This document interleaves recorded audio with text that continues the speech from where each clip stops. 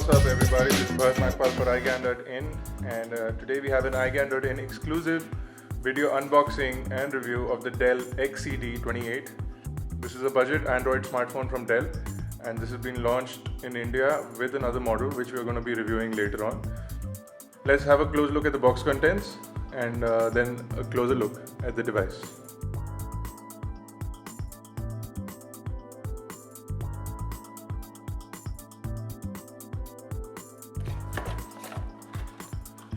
First and foremost, we have the Dell XCD28. We're going to keep this aside for the time being. Going further, we have the Dell warranty and support information and the user manual.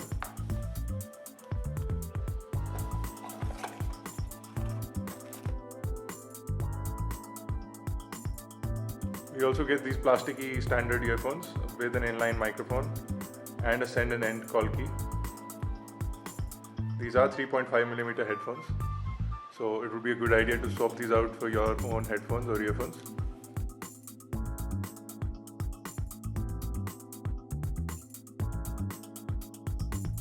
So we have this charger. This is a micro USB charger.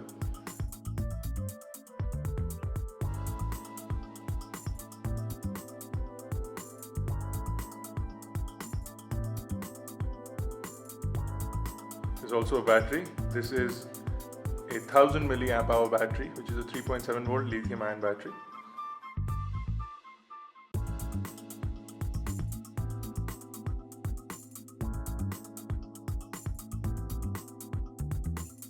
We also get the Dell USB to micro USB data cable. So that's everything in the box.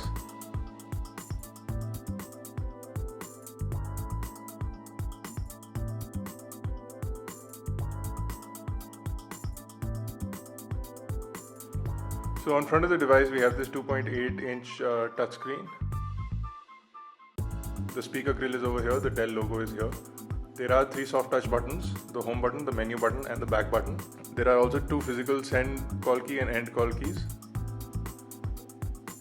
which is this long single looking button, but there are actually 2 buttons over here. And there is also a small hole for the microphone. On the right hand side of the device we have the volume rocker and the micro USB port for charging and data syncing. On top of the device we have a 3.5mm headphone jack, the power button. There is also a loudspeaker right next to the power button over here. On the left hand side of the device there is absolutely nothing, and on the bottom of the device there is absolutely nothing. There is also this pull out stylus for the touchscreen, which makes us believe that the device has a resistive touchscreen.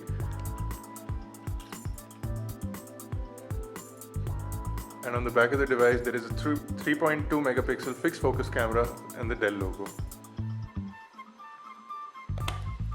Removing the back cover reveals the battery compartment, the micro USB slot and the SIM card slot, which is over here.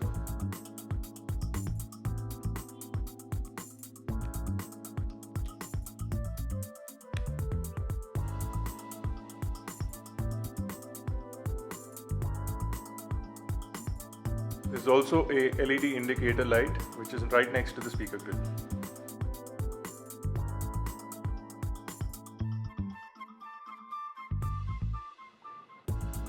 When you power on the device, this is the screen that you get. For a resistive touchscreen, the sensitivity of the screen is really nice and it almost responds to your finger as if it was a capacitive touchscreen, but it's actually a resistive touchscreen, so you get the best of both worlds, that you can use the stylus if you want and you can use your finger almost all over the interface. So a usual 2.1 Android interface, no customizations done by Dell on the XCD28. Very standard layout of icons. You can of course install various theme management applications like ADW Launcher and Home Pro from the marketplace that would customize and add themes to your interface and make it look a little more interesting.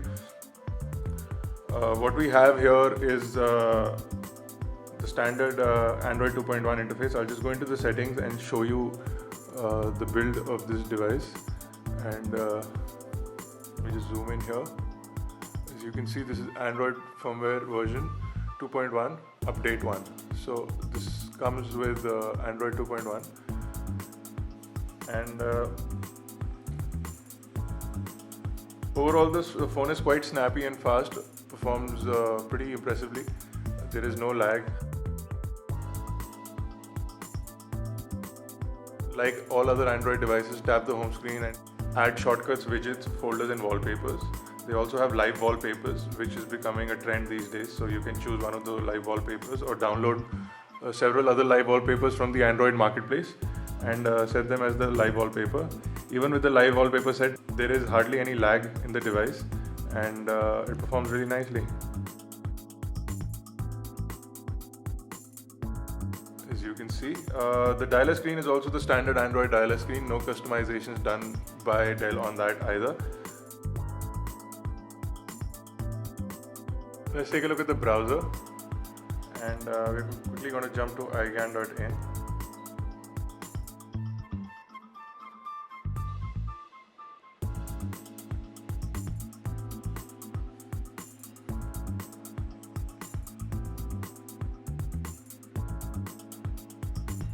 And as you can see, since it's an Android device, the mobile website loads up, and loads up fairly nicely. And the screen is quite snappy, and it is a kinetic scrolling based browser, so you get kinetic scrolling as well. And you can even use your finger. There is no problem using the finger as well. You can also switch to the regular website. But actually, a lot of applications don't work on this size of screen. We'll have the exact specifications at the bottom of the screen here. And as you can see, it loads all websites nicely, and zooming in and zooming out is done with these two small buttons in the bottom right of the screen. So overall, the browser is the same Android browser that you would see on any other Android device, and loads up all websites fine. And we just want to show you that it plays YouTube videos right from the browser as well. So you can jump into any YouTube video that you see on the website and just press the play button, and it will just start to load the video. As you can see, the screen is very glossy and fingerprint friendly, so using the stylus is highly recommended. So it plays YouTube videos directly from the browser. Nice. There is also an accelerometer, which on the box is written as the accelerate sensor. This is the first time we've heard the accelerometer being called the accelerate sensor. So this is something which is pretty interesting. It also is expandable up to 16 GB as it says on the box here. And it has a document reader, which is documents to go. Coming back into the home screen.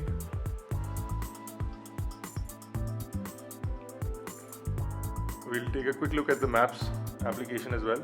And so the device does have an AGPS inbuilt, and it will point out our location with the use of the GPS antenna and the Wi-Fi locator if it is able to get a signal indoors.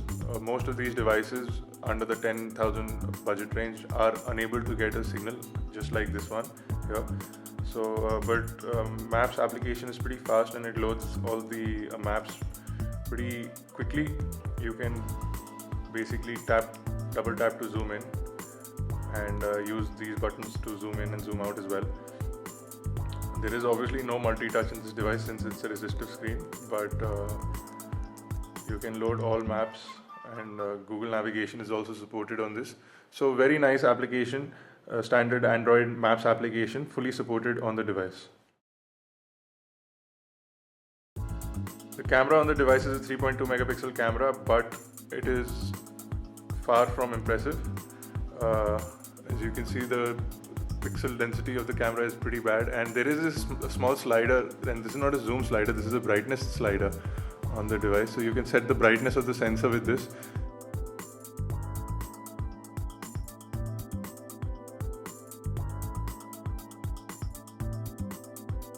Very depressing camera application, bad picture quality, bad video quality, and bad live viewfinder. Not impressed with the camera on this device at all. So if you're looking for a device with a good camera, this is a definite no-no. The loudspeaker on the device, however, is pretty loud, and I'm going to quickly play a ringtone since we don't have any music on this yet. Show you that it's pretty loud.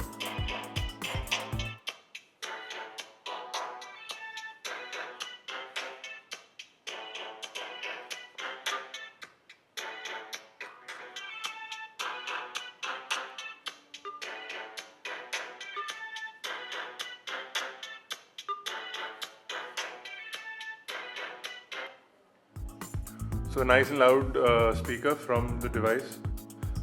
I'm going to quickly show you the messaging application, and you get the standard keyboard layout over here. You can start to type. Since the screen is very small, you get a very small glimpse of what you are writing, and that kind of starts to get annoying after some time. But the keyboard is pretty responsive, and you can use your fingers to type.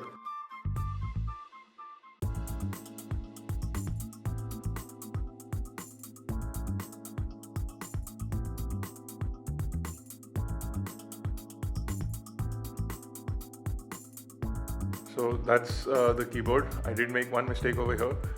There is no autocorrect in this keyboard over here, so you can't use the autocorrect function. And you can also type in landscape mode if you prefer to do that. So there you go, ladies and gentlemen. This is the Dell XCD28, a budget Android smartphone from Dell. Price range of about 10,000 rupees. For a full review write-up and for more video reviews and tech news, please visit iGyaan.in.